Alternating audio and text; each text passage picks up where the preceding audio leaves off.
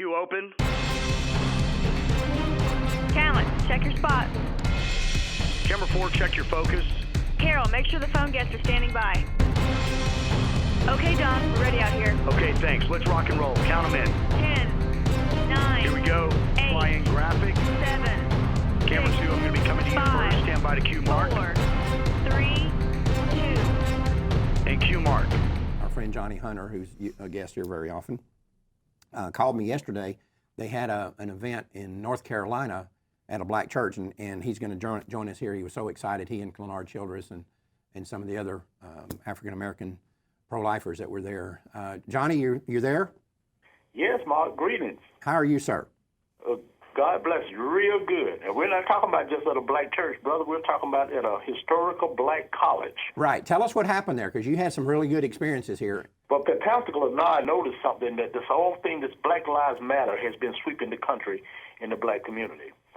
So Pastor Clenard talked with me, and he got talked to Greg Cunningham, and we looked at the Genocide Awareness Project, and Pastor Clenard had some signs designed based on the theme, All Black Lives Matter. Yes. Which include the aborted child. We actually brought the Center for Bioethical Reform team, the CBRO team from Maryland, and we brought the Learn Northeast down with New Jersey. He had his folks here, and we hit the ground, set up those huge graphic displays. And the students were in shock. And I mean, those displays were very well done, but these signs were so powerful that they did not have any protesters at all. Most of the students was total in agreement, and even those who claimed to be in pro-choice had to do some thinking after some dialogue that went on. You know, there was things on these signs like abortion suppresses the black vote. And I tell you, students stood there and read that and thinking. I mean, they were discussing among themselves.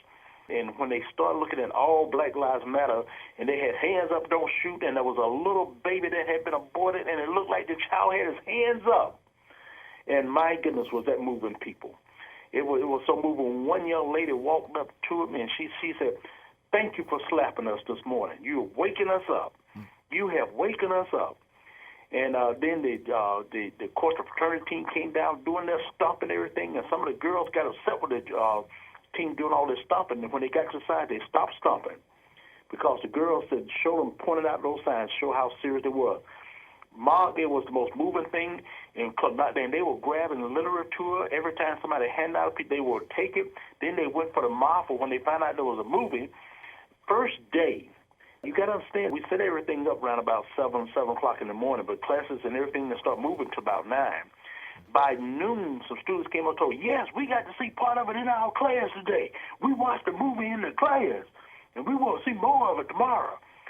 And I tell you, it was the most moving experience there ever was. So they were watching Maafa 21 In the classrooms. in the classrooms and coming back out and talking to you guys. You know, it's strange. You know, I had called you the other day because we'd had this idea. Renee and I had a note about it for, a month or something about doing something, tying this Black Lives Matter to the abortion thing. Mm-hmm.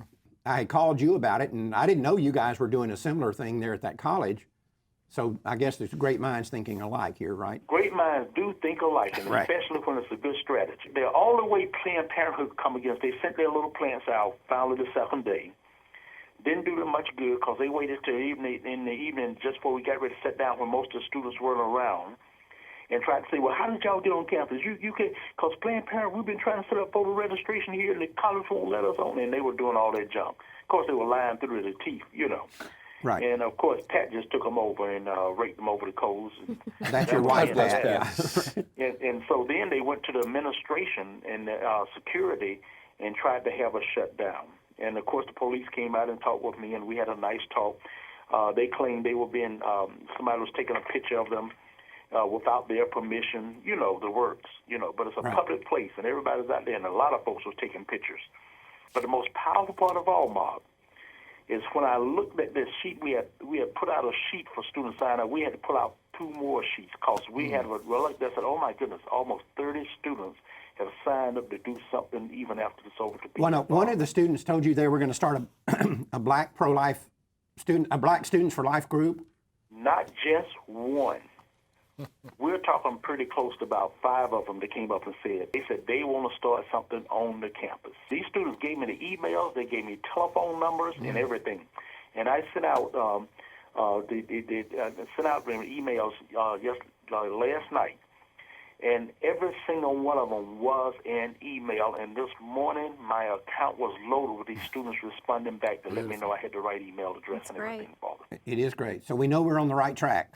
You know, and Johnny, Father Frank here, the experience that you're relating, of course, is consistent with what Center for Bioethical Reform has seen on campuses around the country, and I'm proud to serve on their board. But one of the things you mentioned is, you know, how it's one thing if a group can get onto a campus and give a presentation in a classroom. Okay, all well and good. But when you get those displays out on the public campus, it creates a buzz throughout the campus, and not just that day, for weeks on end, in every classroom, in every nook and cranny of that campus, abortion is being discussed. Right, exactly. And it turns the whole campus upside down. Topic of discussion. Exactly. And not only that, but we have other teams came out with us. We had Aftermath Ministries came out that does post-abortion healing, Rhonda Barnes. And the good thing that Black Sister was out there, because we not only had students who came down and talked, we had a young, I shouldn't say young, well, she was good middle-aged sister, came down, had the signs outside of her window. She said, "Oh, the kid had to come down to talk with you." She said, "I got to speak with somebody." She said, "See, I had an abortion when I was 15. And they told me it was nothing but a glob." And she said, "I'm sitting there looking at this," and she said, "I can't take it. I can't take it." You know, she said, "Do you have somebody to talk?" She said, "I hate my parents to this day because they made me get that abortion and I didn't want it." Wow. And we had Rhonda Barnes out there, post-abortion counseling and the works, you know. It was intense. There were some very intense moments, and I enjoyed every moment. And then sometimes it got way too quiet because the students were so polite. You know? Right. Well, the thing I love about it, Johnny, you know, with the all Black Lives Matter or Hands Up, Don't Shoot, or I Can't Breathe, it's taking some of these taglines from the left that they've been shoving down our throat here for months, trying to promote a political position, the administration, Obama's position, that police officers are super hyper violent. And we're just doing a jujitsu move and showing that the exact same thing is true in the sacrosanct area of the abortion clinics. Right. And we have the pictorial evidence, and we're showing people, and these taglines, or I guess all lives matter, all Black lives matter, is so perfect for this. And these kids have already been force-fed the lies of the left, so it's obvious that they're just going to pick up on this. Right, right. And this is not going away. Oh, no. No, this is, Well, Johnny, as you said listen. earlier, it's part of the lexicon. Johnny, listen, you guys called, you and Clenard called yesterday, and I didn't get a word in for about the first 10 minutes of the conversation because you guys were bouncing off the walls. But it really was a victory. But the main thing it showed us is that we're on the right track, and we can replicate this around the country. And we're going to produce these cards for you guys to give out at these events, so these kids can have something in their hand that they can take with them that reminds them of this. Yes. And yes, and Mark, and these students are ready now. Yesterday morning, the reason we was even more excited because a group of students came together while we were setting up. They got up early in the morning before the class because they came out. They said, "We need to talk to you about something because we got to take care of this mess." You know how Black brothers can act when they all do it, but they had the Black sisters with them. And they told us Planned Parenthood got too much finger on this college campus already. And they told us that if a girl gets pregnant, the first Plan B, they will give her Plan B free the first time she's pregnant.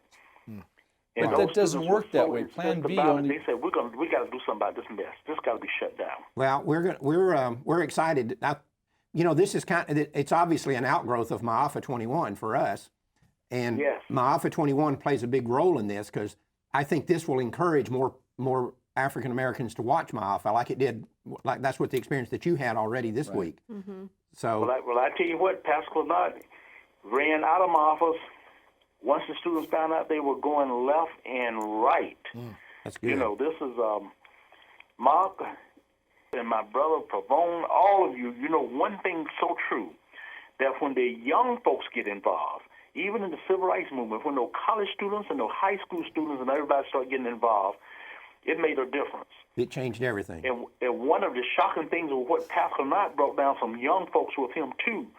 And when the college students would listen to one of them, and then they said something, they said, yeah, but you know, sister, you've been around, you're going to college, what are they doing? She said, no, I'm a high school student. And they were shocked. Not only were they shocked, but they were impressed, and they listened to their sister even more. Right. Because he was a high school student standing up for life and telling them all Black Lives Matter, which everybody, one of them said, we agree. And the ones who didn't agree was too busy contradicting themselves. Right. We're not going in it to win. We are going to win. We are winning. We are winning. We're winning right now. Amen. That's right. Well, thanks, Johnny. Thanks, John. God blesses you now. Bye-bye. You see now something he brought out there, and it's true, and I think a lot of the folks out there, even in the pro-life movement, don't see this, but we see it with everybody. I can't think of anybody that organizes these displays of the abortion victims and doesn't do this. That component of the healing. There's somebody there, the post-abortion counselors, the invitation to mercy. We don't just put this out there we're not trying to manipulate people, make them feel bad, make them feel guilty or condemned. We're there to lift them up out of that despair.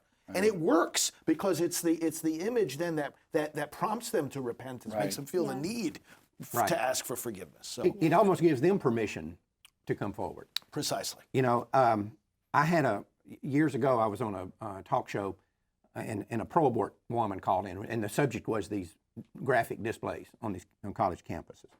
And she was all bent out of shape about it and saying, look, this causes guilt among these women. That women are on this campus and they're all guilty because you're showing these pictures of these dead babies and they're all traumatized. And I pointed out, I said, look, you can show one of those pictures to 1,000 women, and if only 5 of them have had abortions and you get people that are upset, it'll be from those 5. The women don't get upset about it if they haven't had an abortion. They may disagree, they may be pro-choice, or they may argue with you about it. But the ones who go berserk are the ones who've had abortions. So in other words, it's not the showing of the video or the pictures that traumatize them. It's the fact they had an abortion. It's the abortion. Right. So it's not what we did to them, it's what you did to them. Mm-hmm. That's right. That's exactly what. Exactly And right. the guilt that they feel is because they've been lied and manipulated by the abortion cartel. Right. They didn't tell them that this was a baby and they're going to feel remorse and they're going to, at some point, recognize that they killed their own child. They say, hey, this is just a little placebo pill that you're going to take and all your problems are going to be washed away. And they don't realize it till later on. So you're right, the guilt is caused by the actual abortion and the lying that takes place inside the abortion industry to sell them their abortion. Well, that's all the time we have for this month. We want to thank you for joining us, and don't ever forget that Life Dynamics is not here to put up a good fight. We're here to win, because winning is how this killing is going to stop. We'll see you in June.